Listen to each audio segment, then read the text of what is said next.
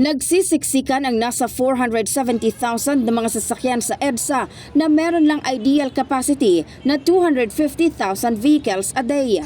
Kaya naman inilatag sa Metro Manila Development Authority ang ilan sa mga suhestyon upang maisaayos at mapaluwag ang trapiko sa EDSA.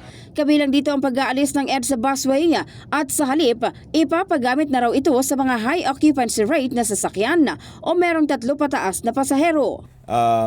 May suggestion din po na kung mangyari yon, baka pwede pong i-consider na wag na siyang alsen pero instead ipagamit sa high occupancy vehicles tulad po sa LA na kung 3 or 4 ang sakay mo, ikaw lang ang pwedeng gumamit noong special lane po na yun. Sa press briefing kahapon, sinabi ni MMDA Chairman Romando Artes na lumutang ang naturang suhestyon matapos iulat ng Department of Transportation na balak nilang dagdagan ang carrying capacity ng MRT-3.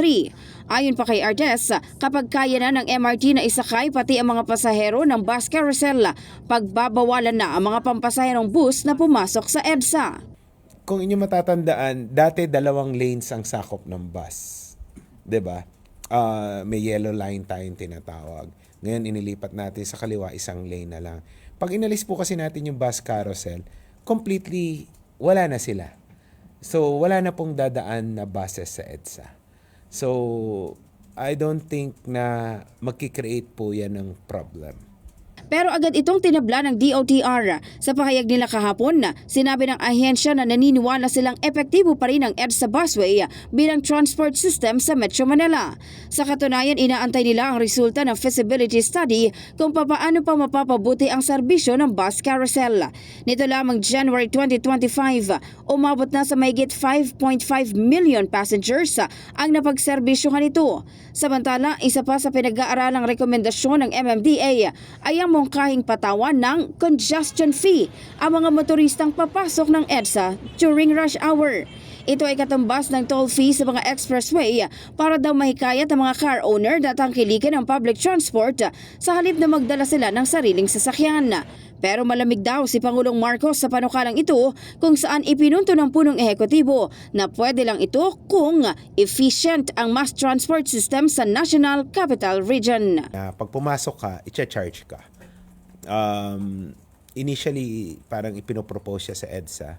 Pero ang ating Pangulo po mismo ang nagsabi na pwede lamang yan kung may alternatibo na, kung efficient na yung mass transport natin.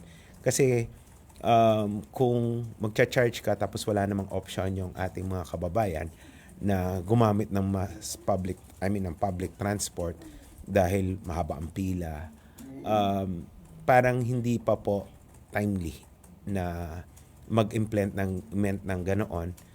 Sa huli, sinabi ng MMDA na ang lahat ng ito ay pawang suggestion pa lang at hindi pa ipatutupad.